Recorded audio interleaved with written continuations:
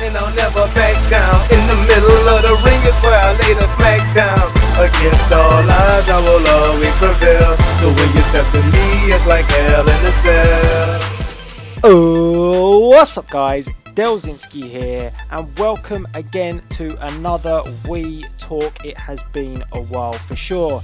Now, as per usual, I am joined by the suicidal, the homicidal, the genocidal, and the man we all call the Professor. Yeah, it's Weeds. Right. Good. How'd you like that one? Yeah, it's new. You've never given me so many. I don't think what is it? Adjectives. Describing me. Well, it's not adjectives then. I'm already rambling. So yeah, I'm all right, mate. How are you? That's why we call you the Professor, the stat man himself. He gets every single fact right, week on week. I don't have stats. I have tats.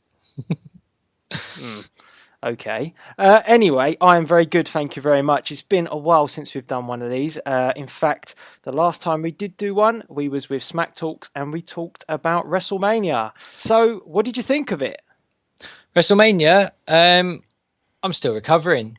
They ruined my night for about an hour and a half when that streak went. I sat there like a goldfish, basically, mouth open, unable to tweet what was going on or anything along those lines. Just sat there in shock. I would imagine it was pretty much the same for you.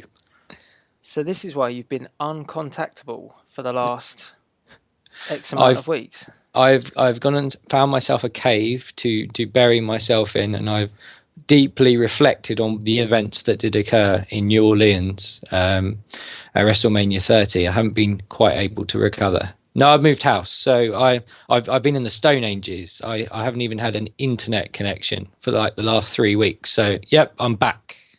Welcome back, everybody. Welcome Weeds back. Hashtag welcome back Weeds. Yeah, I don't think that's going to catch on, mate. No. Also, Buff Bagwell welcomes you back as well. You know, sponsor of the show and everything. I have missed him. Yep. Okay, so what we want to talk about today, WrestleMania has passed. I wasn't all that happy that we lost the streak as well, but but we seem to have developed a few feuds after WrestleMania, and the likes of Kane and Daniel Bryan seems to be coming along, so that's going to be one of the topics today. The return of Evolution is back, and I really strained there. It's pretty intense. Sound like you got a cold, a bit like Triple H on Raw this week. The game. Didn't sound well, did he? No, he didn't. And then we're going to talk about the Intercontinental tournament, where it sounds like we have RVD, Wade Barrett, both sort of fighting it out for a shot at Big E's title. As well, I've got a couple of other subjects, but we'll save them to the end because basically we don't want to talk about them. So there you go. I don't know what they are. Anyway, I'm scared now. Don't worry about them. Anyway, let's kick on and let's talk about Kane and Daniel Bryan. Now, first of all, I'm going to say that Kane, I've made videos about this before, but Kane is not just a shadow of his former self. I don't even know what he is anymore. He's going in reverse. Do you know what? When he came back on Raw this week, why did he not come back as the original Kane? That would have given us a bit more oomph, so to speak. I think that's what we both wanted to see, wasn't it? I know he had difficulties with the mask and the setup, but that original Kane, the look. I mean, you could even work around the mask. Deal with it. But it was a great look, wasn't it? That's still the best version of Kane. The one, when was that? Like 97, I think it was. I'm not going to start quoting stats that I'm still pulling out the air. Note that stat down right now. So yeah, I'll just say sometime during the 90s. 97. Or 98. But that for me is still my favourite version of Kane. The one that buried a hammer in Vader's head, just went through the competition, didn't say a word. Obviously had Paul Bearer doing that all for him. Still the best version for me. It was absolutely menacing, and like the Undertaker when he first came into the WWF, didn't need to say a word. It was all about the presence of the character and the things he actually did, and it's just been downhill from there, really, isn't it? Yeah, it's pretty much summed up what I said in one of my videos a couple of months ago. It's probably a while back, actually, to be honest. But I talked about the way that Kane had evolved, and he's, as you say, he has gone backwards. He hasn't really evolved at all. Because, I mean, I thought this time round when he came back, if they didn't go back to the old school Kane, which was highly unlikely, to be honest, why didn't they just have him without the mask? You know, this mask is...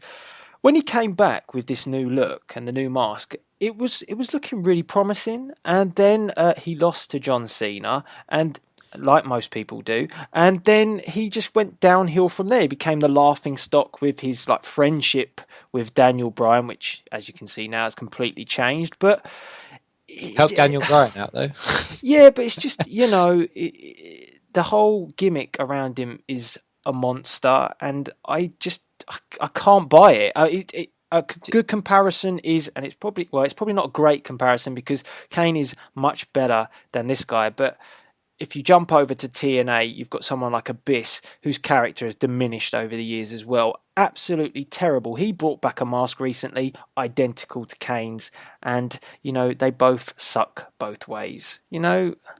I was going to say you can toy with a character, and I don't have any problem with that. When Undertaker went from the dead man to the biker kind of gimmick that he did, but stick with it for a little while. You don't just he was corporate Kane for what, 20 minutes? Yeah, but he still is corporate Kane.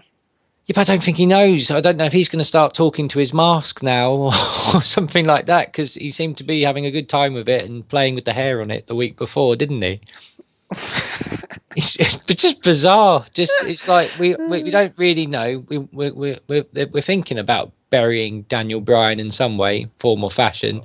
What can we do? Kane, what are you doing? I'm not doing anything. Really, just sort of seems. I know these guys have got history, so that they should really tie it into that. But I mean, and he did try and stitch him over. I think it was back at Elimination Chamber, was it, when he did actually stitch him up, cost him the title. Randy Orton hit him with the RKO. But I get that, but I don't get Kane. I don't get why couldn't they have just built around the corporate Kane? Why has he got to go back to be a really shit demon? I mean, one thing I will say is we're 1 week into this reboot, and it's not a reboot.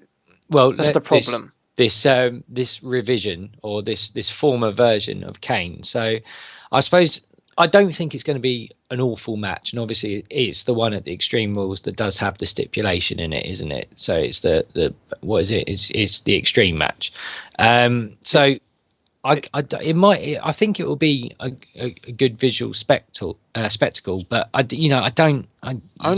just doesn't have legs. There were so many other things I think that we said even in the Wrestlemania podcast that we did, where you're expecting if not Randy Orton, maybe Batista or Triple H again, because for me that was the best match, the opening match on WrestleMania 30, Triple H and Bryan. That was the best match on the card for me. So why not do that again a month down the line? But this is where I think we were talking before we started recording, and we were kind of saying, are they burying Bryan without even meaning to? Because I know he went on honeymoon, but this is the first time he's on Raw. He's on the opening segment, and we don't see him again. And what with Evolution coming back, which I know we're going to speak about, but it feels like the title, even though he's got both belts, it's already been pushed a little bit back out of the spotlight. Yeah, no, I agree. And did you say that it hasn't really got legs? What's that? Well, like the sort of story hasn't really got legs because Bree's got legs. Oh, I was going to say you threw me off there. See what I'm doing? See what I'm doing? Yeah, I was going to say she's got stats and tats from what I could see on on Monday night, but Bagwell approved. Bagwell approved. She is Bagwell approved indeed. Hashtag, so yeah, I was going to say hashtag. When you actually think about it logically, I can understand why it wasn't on the first Raw after WrestleMania. Now, if you're flying off somewhere with Brie, but there was other things we quite would have liked to see, maybe, wouldn't we? Because there was quite a good angle. Again, I thought Stephanie was very good. She did say, Kane, stop it, I think, a few times. Is that right? Stop it! You bastard. But it was that point, when they're going up the ramp, and I was kind of hoping that, Brie, while she's sorting out Bryan, and I think Stephanie, I can't remember what she said exactly, but she said something and then holds the title aloft, that you wanted Brie to kind of turn around and head back for the ring. I don't know if that's what you wanted, but that's what I wanted anyway. Would have been a bit better just to have a Triple H, Stephanie, Daniel Bryan, Brie feud, to be honest. Wouldn't it just made more sense? And maybe then at Extreme Rules had a mixed tag team match. Yeah, I mean, it would have been different. They haven't done anything like that for a while in the kind of main event. Maybe they didn't want to take away from what they're trying to do with the Divas division at the moment. So I mean, get Steph involved. Paige coming out from NXT has been quite good. I have to admit, I'm actually, there's been some decent Divas matches on Raw. Even the one with Oksana this week was, I thought that was quite good. Good watch. Yeah, but it wouldn't detract from that. I mean, it's just something slightly different. It's just more a case of the king and the queen, like Triple H and Stephanie, king of the mountain. That's Jeff Jarrett. Don't know why I said that, but you know what I mean. You know what I mean. And then you've got the two up and coming people with the new blood of Daniel Bryan and Brie, and it could have really focused on the two relationships. She could have took some digs at them. She could have said, we've been there and done that. To me, it could have worked much better than just picking Kane, because actually, to be honest, we're too busy promoting the Shield versus Evolution. Yeah, well, that's the main event, and it seems to be still the main focus in Raw for the last couple of weeks. But no, I think, Brie and Bryan and Triple H and Stephanie, that would be something, it's different, and it would be good, and it would help, it would help Brie no end, as well as as a quite an important diva in the WWE. Yes, and she's fit. Yes, she is indeed. She looks like she does work out regularly. Oh my God. Why do you have to do that? So I mean, it kind of brings us on to the next topic anyway, which is Evolution. No one told Rick. I'm kind of thinking that's kind of shit, innit? I'm not being funny. Although Rick can, talk a donkey's ass off. I mean, I'm not being funny. They should have He could woo a donkey's ass off. They should have got him back. I really wanted Rick back. I mean, he's the nature boy, isn't he? The only other nature boy that I know is Tom Cushney. So, I mean, come on. I really wanted Rick back. No, he was an important part. I think he tied it all together. Triple H, I would imagine he's still very much the leader of Evolution, isn't he? And Batista's gone from Royal Rumble winner to Royal Rumble. This is why you shouldn't drink beer while you're trying to do a podcast. A Royal Rumble winner, for those who like their articulate speakers on these things. But he's come right down, and even Orton, who was the undisputed champion, at Christmas time, is literally he's there in Triple H's shadow again now. I don't know what you think. I just kind of all the focus is on Triple H. I don't have a problem with that. Just so I know. I don't understand how two guys that were feuding on the way up to WrestleMania, who really didn't like each other at all, and it was built up the fact that, Randy Orton was almost slagging off Batista every other week, saying, you've come back, Dave, no one likes Big you. Dave. Yeah, Batista. And then they've combined and become Ortista. They're like a transformer. Constructicon. Maybe they're in the new film. Maybe. Possibly. That is one hell of an enemy for Optimus Prime, I'm telling you that. Just remind you of those two little robots from the second one. Oh, no one likes them. The twins. Exactly. No one likes them. I mean, I think they've sort of forgot, or they've just thought, you know what? The animosity between these two, let's just scrap that, because you know what? We want to bring back Evolution, but we're going to bring back Evolution without one of the most important pieces, and that's Ric Flair. So it just doesn't feel right, but it does leave open a spot in Evolution. It does leave open a spot, doesn't it? Now, are you trying to hint that you may think the dissolving of the Shield is finally going to happen at Extreme Rules? Because there's not a lot else going on that card at the moment. I don't know if it will be the dissolving of the Shield, But are we going to get one of them defecting? You to might Evolution? you might get that, or you might get somebody screw over the Shield and become a new member, somebody who they want to push big time. Anyone in mind? Well, I don't know why. It's not going to be him. But I was thinking if you're going to look at someone who potentially you want to put over quite heavily, you could get someone like... Jack Swagger. No. What did you choose him for? Someone like you could even use someone like a Rusev to get involved in that. Well, it would be interesting. But you've got I was just thinking of someone that they could push quite heavily. It would have been ideal for like a Cesaro if he hadn't have been linked up with Heyman. Well, I'm sure we'll come on to that in the Intercontinental title because that's quite an interesting one at the moment. But yeah, Barrett would have been a good one as well for that matter. But Barrett's gimmick's so over at the moment that they're not going to change that course. So there is a spot. I mean, like we've said, if you were going to say one of the Shield was going to take that spot, which one would you say it would be? Roman Reigns. Why? Because he'd be all right in a suit. He'd be all right in a suit. He dresses up nicely, does he? Buff Bagwell told me to say that, actually. Just before I came on the show, he said, put over Roman Reigns in a suit like $1 million. Oh, that better not be a birthday suit. He didn't tell me about that bit. Is it? This is PG, mate, this show. He's just giving me the nod. It is the birthday suit. So we take that back. Sorry. We'd like to apologise for everyone there. You know, the one that I would quite like to see, if it was going to be, I'd like to see Seth go. Because no, he doesn't suit the mould. I'm sure he cleans up nicely. But for me, Evolution was always about the wrestlers. And it was all, Ric Flair, countless time world champion. Triple H, the same. Batista at the time, he was the one coming through along with Randy Orton. And I think, for me, you give me a choice out of who you're going to watch out of the Shield, and I'll watch Seth all day long. So for me, if they're going to go down that wrestling kind of angle where they want the best wrestlers again, I would like to see Seth, and that one would be quite out there. And how that would work, I haven't got a clue. I don't.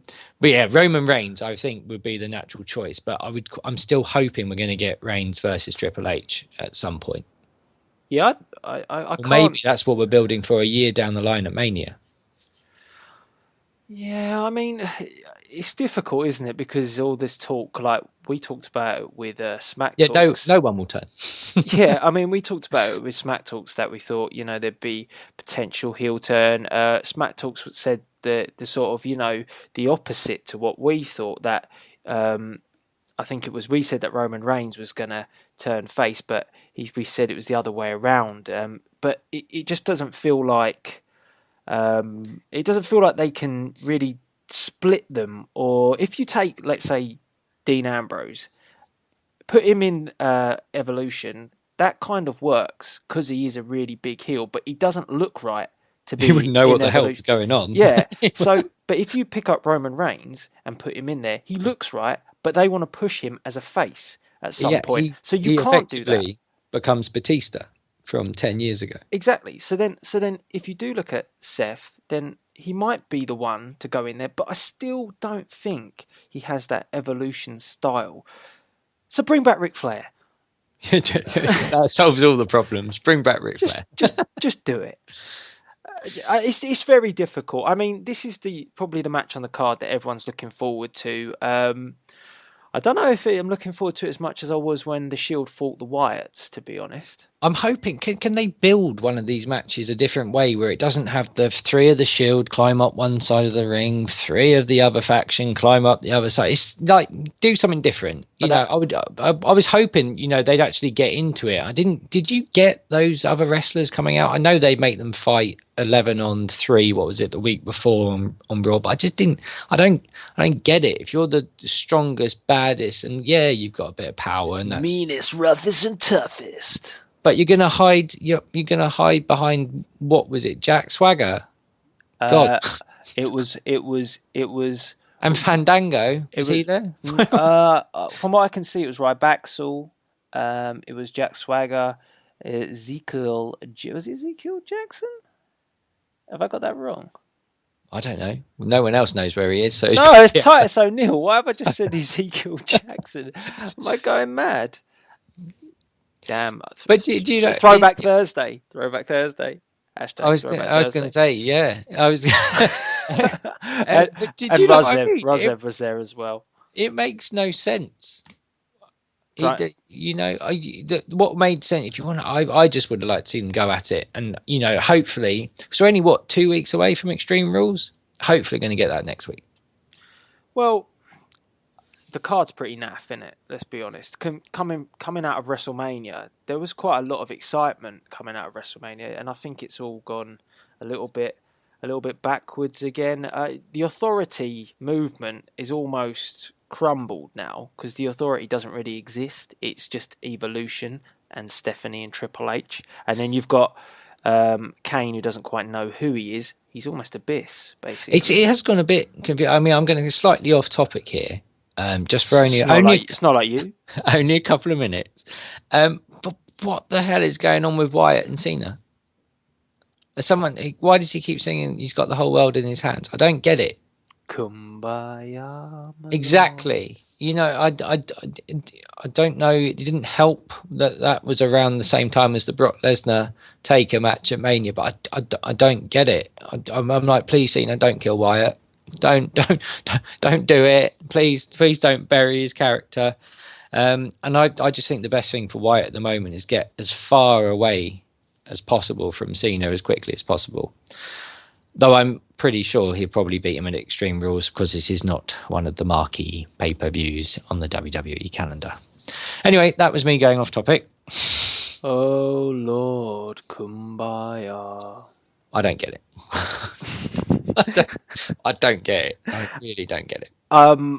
I said from the beginning that Wyatt should not have faced John Cena, full stop, unless he was going to win at WrestleMania, and he didn't. But this brings the and that is annoying. Whole podcast in itself. What do you do with John Cena now? Retire him?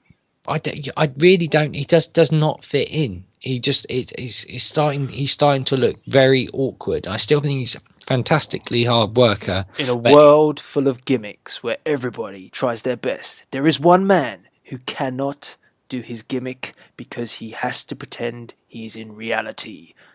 No, seriously, John Cena.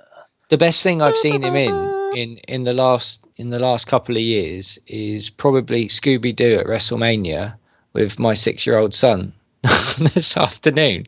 I don't get where Cena fits in at the moment in the WWE. He says that the whole, everyone's got to go through him, but that doesn't really. But everyone's above him now. Yeah, well, he doesn't. I don't get what he does. I know what we can do, but he has to go over. We have to let the Adam Rose Express come into town and steamroll over John Cena. Yeah, that would be so good. It's party time. Come on, guys. I love it. It's wicked. I was going to say that gimmick is Bagwell approved. This is the great thing about NXT, because I'm only getting into NXT recently as I'm getting more of the network stuff over here. Is that there's so many Brits? I'd had no idea how many Brits were involved, and it's great, and they've all got these crazy kind of gimmicks as well. So yeah, more power to it, and yeah, it's kind of an Austin Powers vibe. Is he? Oh. No, I don't think he's British. He's not. I'm not saying he's British, but it's I'm just going down the Austin Powers kind of route. He does sound Austin Power-esque. So yeah, but it was good to see all these Brits everywhere. Really, and especially Wade, which will move us nicely on to the Intercontinental Championship, won't it? I've got some bad news for you, but it's not bad news. It's not bad news because I think it's right that Wade Barrett wins this tournament and beats Big E. Oh, that's hope so. Good news. Oh, the boy from Preston going to do good. Yeah, it's I'm Barrett. He seems very popular, doesn't he? It was the night after WrestleMania where he fought Rey Mysterio. The crowd was like electric. for Wade Barrett to beat Rey Mysterio. This is twice that poor Rey has had to feel the wrath of two very hostile crowds for decisions that weren't really down to him. Like, he had it at the Royal Rumble, where everyone booed him at the arena. Not his fault. And then he had it again on Raw, just because it felt like that whole arena was British.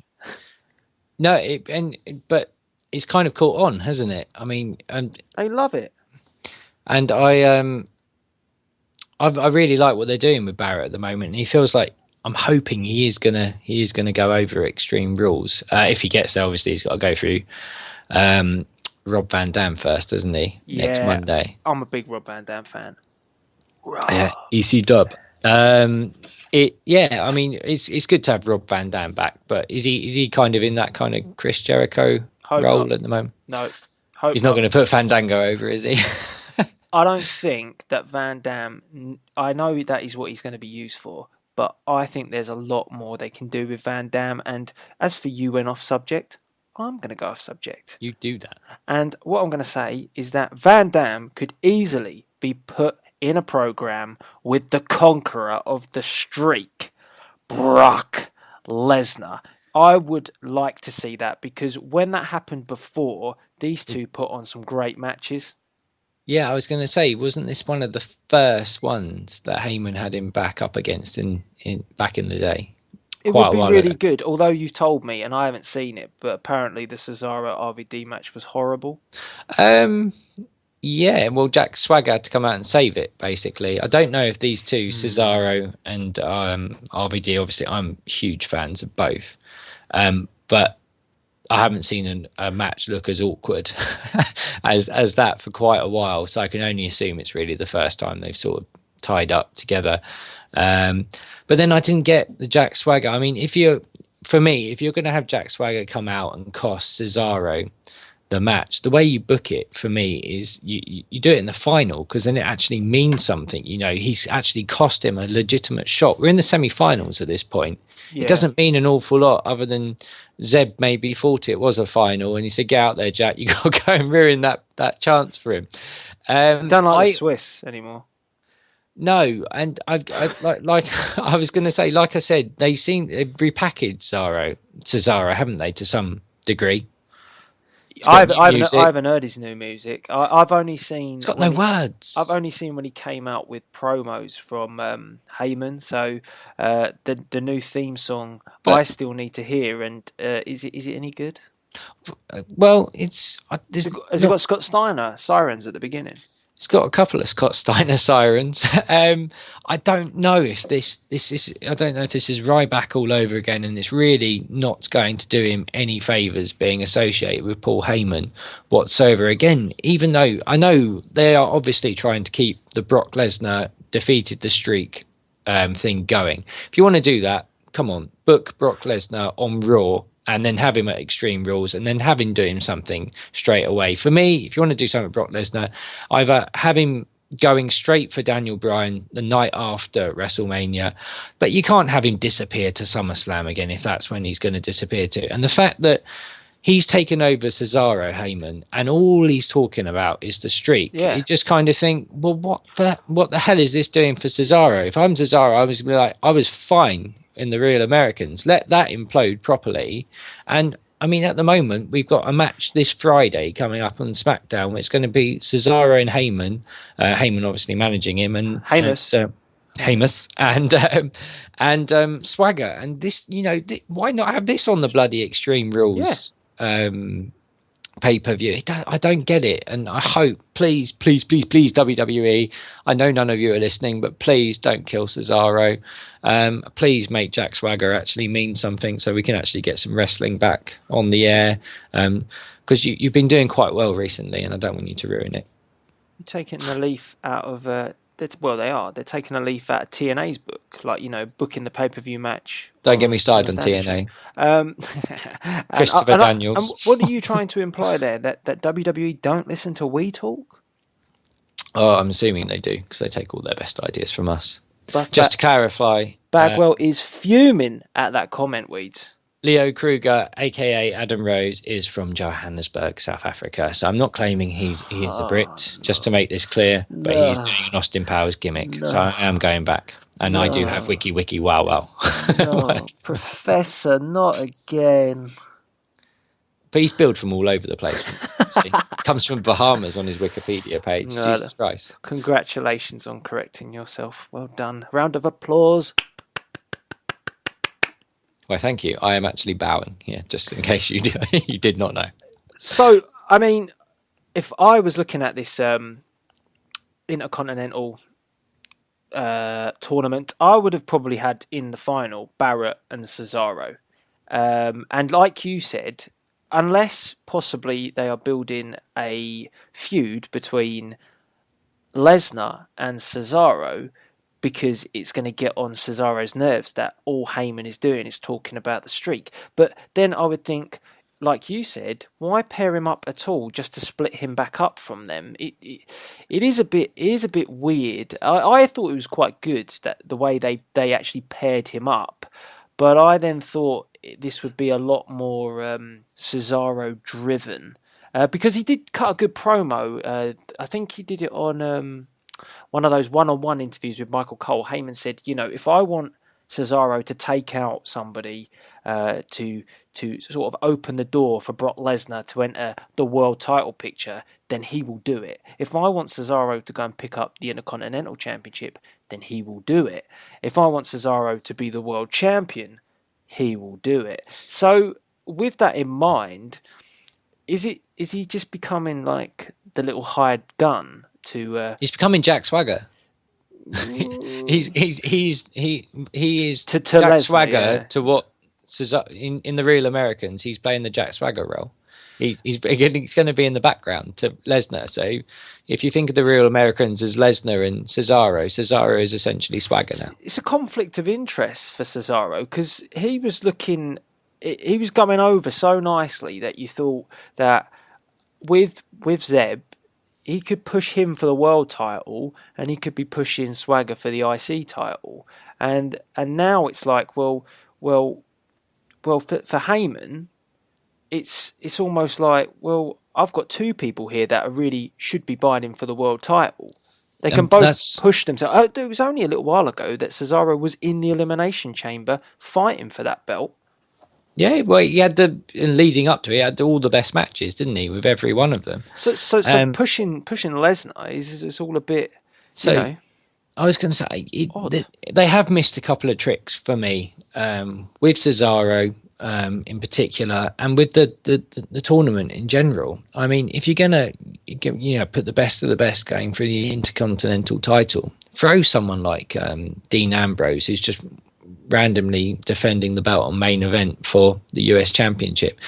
Put Seth Rollins on there. Have Evolution come out and ruin that for them, because it means something. You can have that happen at a quarter-final or a semi-final stage, because then it builds, and then you have a run-in with Evolution, and then you have the other guys come out, and it makes more sense. And it just feels like I like the idea of the tournament, this old school kind of tournament they used to do, back in the Attitude Era, but it feels like it could have been so much more than what it is. But I have enjoyed it, particularly I think it was the Sheamus and it was Sheamus and Barrett, wasn't it, this week? Mm-hmm. And that was good, but I just feel they missed a couple of tricks that they could have done with this. So what do you think's going to come out of it? I want Wade Barrett to go over Big E. I would actually like to see Big E do a little bit more. He's had it for a while, and they do need to give every one of these belts relevance again. So the fact that they are doing it in this style, I like that. It feels like the tag teams are starting to come along as well. So yeah, it's all becoming a little bit better. And the belts, if the belts don't mean anything, there's no point in watching. So I'm all for the belts becoming important again. Change the colour of the strap. Of which one? The white one. Yes. Make it yellow, like when Tornado had it, and Warrior? Yeah, I'd change it back to black. I mean, it just looks better. I think they need to revamp the IC belt, and they need to bring the belts in line in terms of look, because you've got those, again going off topic, you've got those hideous tag team championships which have Bring no back reflection. the old ones. But Bring back I like the old style Intercontinental. I like the tag team titles from like Legion of Doom and the Hart Foundation days. And Triple H, the bastard, he promised us that we would not see those two belts after TLC back in December, and they're still running around with them. Bring back the Eagle Wing one that Stone Cold took off HBK back at WrestleMania 14. Just go back to I like it. I like the history, and that the belts mean something then. He's the game. He can do what he likes. He got his shovel out and he buried you 6 foot under with that comment. Deal with it. I can't deal with it. But it just depresses me that he had the best match at WrestleMania 30. I'm all depressed now. You ruined the podcast for me. well, I'm going to ruin it even more for you now. Because, if you Bagwell me now, I'm not going to be happy. Look, sponsor of the show. Can't do much about it. Sorry, man. Deal with it. Anyway, as I was going to say, I had a few extra topics that I wanted to talk about. Shoot. Yes, we can't say that after we've talked about Buff Bagwell. No go.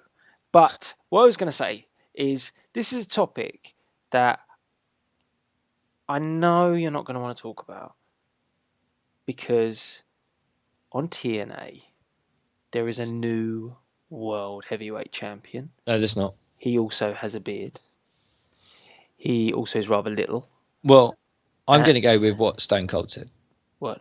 To be honest with you. And he told me last week on his podcast that the TNA champion was James Storm. So I'm assuming that's who it is. He did have to make a correction. What? A week later when he actually worked out it might have been someone else. Look. Stone Cold made a faux pas. It is Eric Young, Showtime EY. And not watching. No, come on. Right. The way I only want to mention this because it's almost like TNA went full Russo on us and just decided for some absolutely bizarre reason to copy a very hard worked storyline in what happened with Daniel Bryan. The underdog going up WrestleMania, big match, winning the championships. But you might not have seen this, but Dixie Carter cut a promo on TNA saying that she invented the beard. She made beards cool in pro wrestling. Surely just for men. And she was tugging on someone's beard. That's out of order. Tugging on Showtime EY's beard. Was she really? Yeah, she was tugging it really hard. See, this I try with TNA. I try so hard. I go to the live events with you, and what do you mean with me? It's not like a. I had to drink myself into oblivion last time just to get through it. Yes. No, it's like you say, they do this and they do these Russo moments, and you're like, Russo is back. I swear someone sacked him, and then someone forgot to send the paperwork, and suddenly he's back at his desk, beavering away with Mr. Cleavage. I want to talk about TNA in a future We Talk because there is so much that I want to rant about. So if you want to hear me rant about it, then let me know in the comments box below, because put a like. I'm not going to get any likes now. But I mean, the way they've treated Magnus as a world champion, quite possibly the worst championship reign I've ever seen. Samoa Joe not becoming champion. Showtime EY becoming champion. Why? Daniels, Lee. Yes, Christopher Daniels, Frankie Kazarian, Chris Sabin. I could go on. Bully Razorface. Yes, WTF. I don't know. I lose track of the weeks. Dixie Carter, Jeff Hardy is Willow, or is Willow Jeff Hardy, or are they both? I don't know. The only great thing about it is the fact that we've got Ethan Carter and Rockstar Spud representing the UK, but again, not South Africa. No, not South Africa, but it's not TNA hate here, because as Weeds pointed out, we go to the live shows. We're going again next year if they're still in business, but we are going again. So I mean, where's Aries? Bring back Aries. Aries is back. Aries is back, man. Aries is back. Is he doing his stuff again? Feuding with MVP now. Okay. I have to clue you up on all this stuff before the next We Talk, because this is what we're talking about. I'll start watching it. I'll give it a go. But in general, there's just a lot wrong with the way it feels that company is going in terms of who they're releasing, who they're retaining. Do you know what? I try so hard to like it. I like TNA. I just don't get some of the decisions. As OTRS, there's a good channel on YouTube. Go check it out. OTRS. He does some fantastic reviews of TNA, and he gets it right. He says that TNA sometimes, or most of the time, is just stuck in stupid, and that does usually sum it up. He says you get the good, the bad, and then the ridiculous, and the Dixie Carter. Well, that's the ridiculous, but yeah. So I mean, it's a talking point, and I would like to talk about that at some point. So we can do that. Get your notepad out, Professor. Get your facts straight. Even I can't keep up with the stats that happen on TNA, because they flip flop all the time on who's going over, and then next week someone else is. But as we said, for another date. Bit like you then.